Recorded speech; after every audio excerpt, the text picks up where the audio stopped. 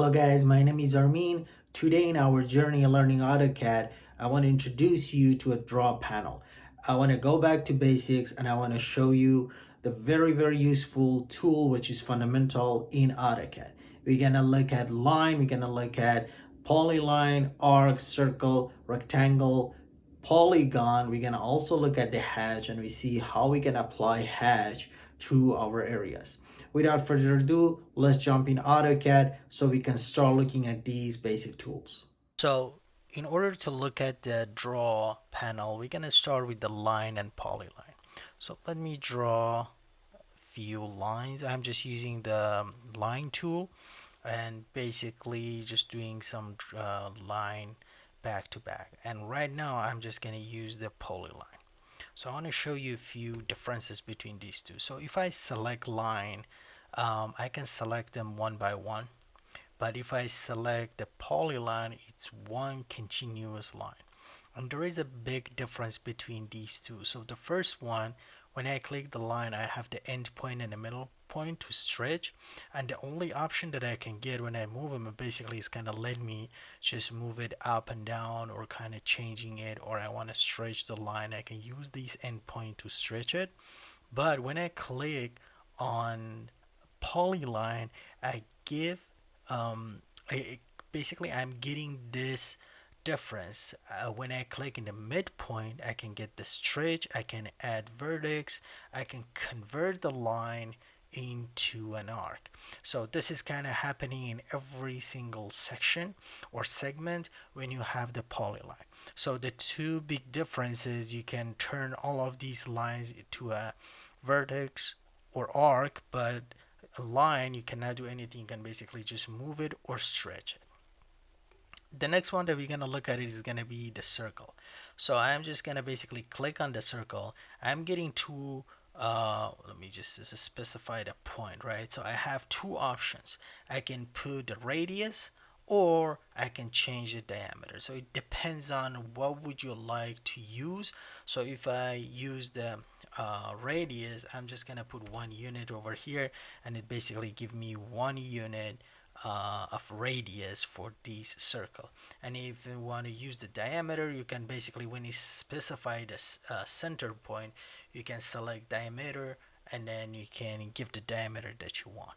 So the next one that we're gonna look at is the arc. So if I click on this drop down, it's a lots and lots of option the way that you want to draw your arc based on the situation. But just let's start with the 3-point arc, so you can kind of specify the first point.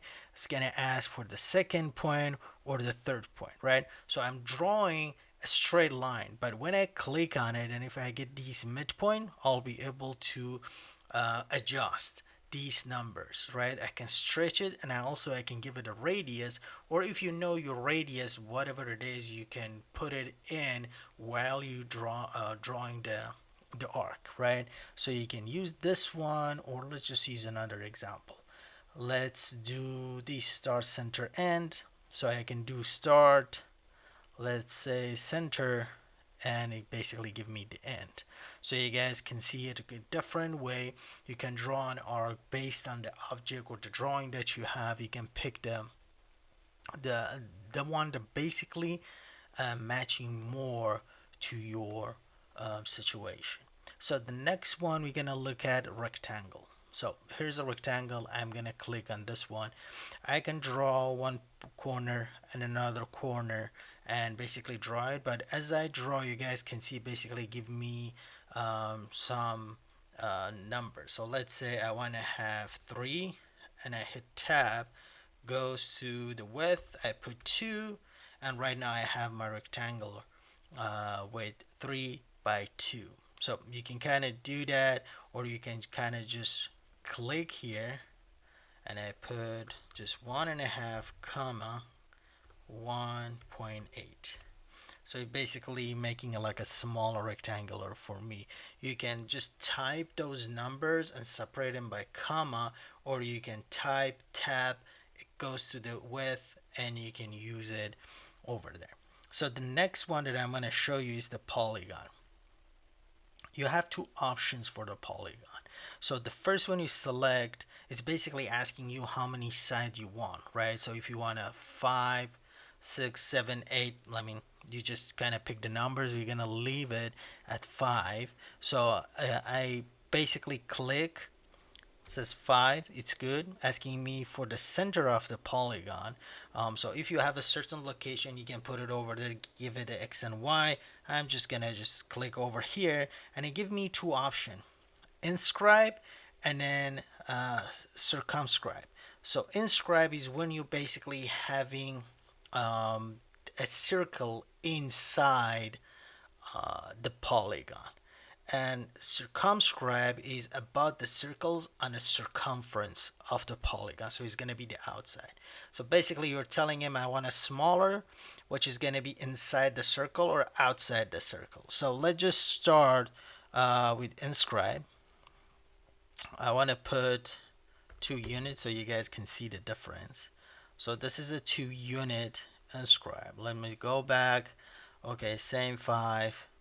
And then right now I'm gonna select, and then I'm just gonna put the same unit so you guys can see it's a little bit bigger.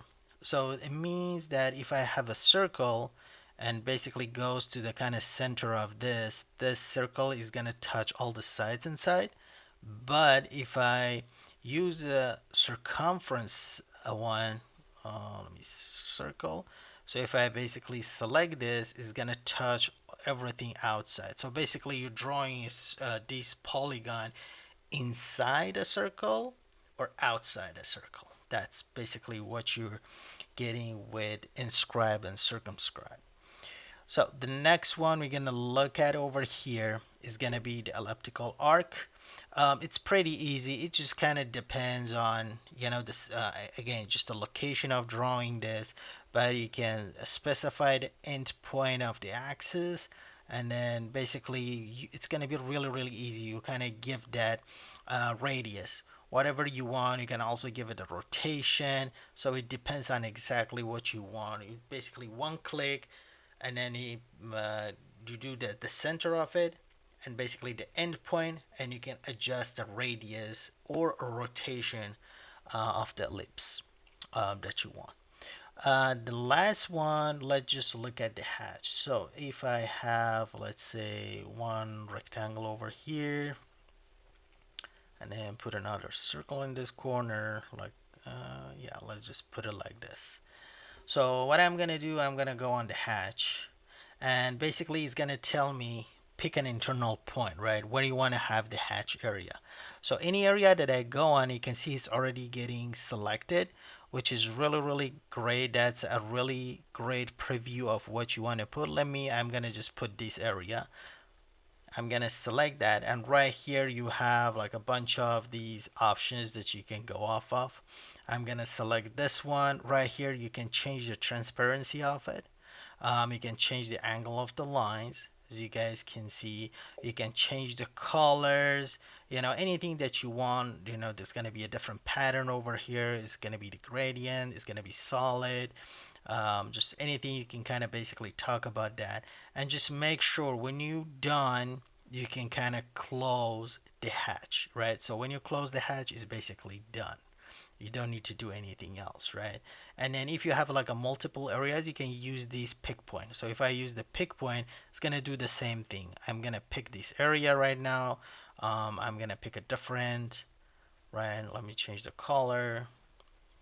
It's kind of basically depends on how you would like to kind of see all of that. So, and then you're done, you close the hatch, it basically create this hatch for you. Thank you guys for watching today's episode in Learning AutoCAD. If you like the content, please subscribe and leave a like, and let me know in the comment section down below if you like to learn a different tool or a different panel in AutoCAD, so I can make a video that can help you out in your daily workflow. Thank you so much for watching. I'll see you in the next video.